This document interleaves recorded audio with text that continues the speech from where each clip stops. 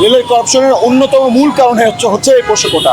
এত আন্দোলন করছি, এত কিছু করছি, কোনোভাবে এদেরকে দমন করা যাচ্ছে না। কারণ কি? কারণ হচ্ছে যারা এখন রেলে চাকরি করছে, যে রেলে যে পরিমাণ সিন্ডিকেট হয়, যে পরিমাণ টিকিট কালোবাজারি হয়, কোনোভাবেই সামাল দিতে পারছে না গভর্নমেন্ট, কোনোভাবেই সামাল দিতে পারছে না পুলিশ প্রশাসন, র্যাব এত কিছু করার পরে সামাল দিতে পারছে না। এদের মধ্যে কোনো দক্ষতা নাই। এরা মনে করে যে বাপদাদার তালুকদারি পাওয়া গেছি, তো এখন যা মন চায়, যেভাবে মন চায় সেভাবে লুটে পুটে খাই। শুধু রেলের পোষ্য কোটা না, সকল প্রকার চাকরির ক্ষেত্রে।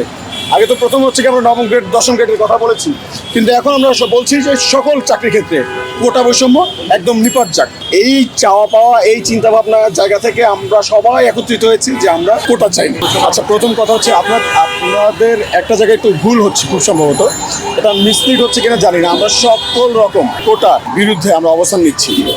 হয়তোবা হতে পারে যারা প্রতিবন্ধী আছে, অনগ্রসর জাতি যাদেরকে আমরা বলি, হ্যাঁ, যে কমিউনিটিটা অনগ্রসর, তাদের প্রতি আমরা সহনশীল হতে পারি, কিন্তু এরকম বৈষম্য মেনে যাওয়া না। ইভেন আপনি তো হয়তো জানেন যে আমি বাংলাদেশ রেলের যে আন্দোলনে আপনারা আমাকে দেখেছেন, সেই রেলের আন্দোলনে যারা পোষ্য কোটা, আপনারা হয়তো জানেন যে পোষ্য কোটা কিন্তু রেলে সবচেয়ে বেশি পোষ্য কোটা রয়েছে। তো আজকে রেলের যে রেলের করাপশনের অন্যতম মূল কারণ হচ্ছে এই পোষ্য কোটা। এত আন্দোলন করছি, এত কিছু করছি, কোনোভাবে এদেরকে দমন করা যাচ্ছে না। কারণ কি? কারণ হচ্ছে যারা এখন রেলে চাকরি করছে, আপনারা দেখতে পাচ্ছেন যে রেলে যে পরিমাণ সিন্ডিকেট হয়, যে পরিমাণ টিকিট কালোবাজারি হয়, কোনোভাবেই সামাল দিতে পারছে না গভর্নমেন্ট, কোনোভাবেই সামাল দিতে পারছে না পুলিশ প্রশাসন, র্যাব এত কিছু করার পরে সামাল দিতে পারছে না। কারণ হচ্ছে যারা কর্মকর্তা আছে, রেলের কর্মকর্তা আছে, তাদের সঙ্গে রেলের যারা কর্মচারী আছে তাদের কোনো সমন্বয় নাই। এই যে যারা পোষ্য কোটায় যারা রেলে চাকরি করছে, এদের মধ্যে কোনো দক্ষতা নাই। এরা মনে করে যে বাপদাদার তালুকদারি পাওয়া গেছি, তো এখন যা মন চায়, যেভাবে মন চায় সেভাবে লুটে পুটে খাই।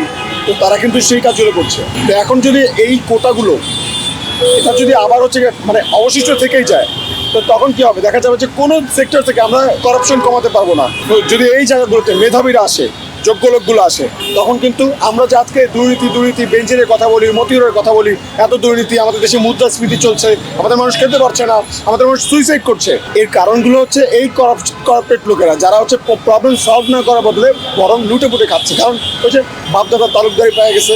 শুধু রেলের পোষ্য কোটা না, সকল প্রকার চাকরির ক্ষেত্রে। আগে তো প্রথম হচ্ছে কি আমরা নবম গ্রেড, দশম গ্রেডের কথা বলেছি, কিন্তু এখন আমরা বলছি যে সকল চাকরির ক্ষেত্রে কোটা বৈষম্য একদম নিপাত যাক। সকল চাকরির ক্ষেত্রে থেকে, সকল গ্রেডের চাকরির ক্ষেত্রে থেকে কোটাগুলো তুলে ফেলতে হবে। এই চাওয়া পাওয়া আমাদের।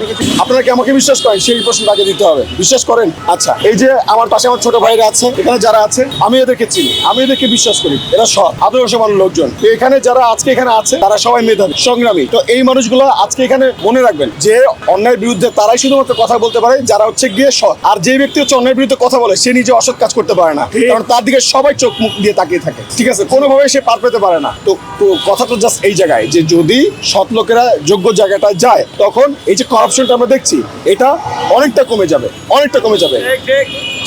আর আপনাদেরকে এটাও মাথায় রাখতে হবে যে বাংলাদেশ অতি শীঘ্রই আমরা এলডিসি গ্রাজুয়েশন করতে যাচ্ছি। তখন কিন্তু বাংলাদেশ উন্নয়নশীল দেশে পদার্পণ করতে যাচ্ছে। তখন কিন্তু বাংলাদেশের জন্য অনেক বড় বড় সংকট তৈরি হয়ে যাবে। ওই সময় আপনি কি ধরেন, আমাদের গ্রামে একটা প্রবাদ আছে, ছাগল দিয়ে নাকি হাল চাষ করা যায় না।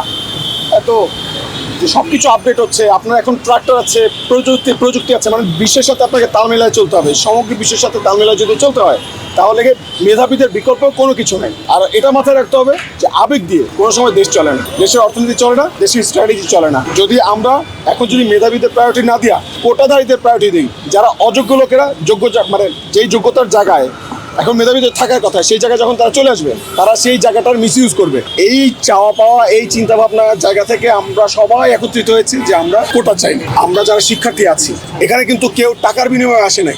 টাকা বিনিময়ে কেউ আসছে ভাই? কেউ টাকার বিনিময়ে আসে নাই। কাউকে হচ্ছে কি কেউ বিরিয়ানি দিচ্ছে না।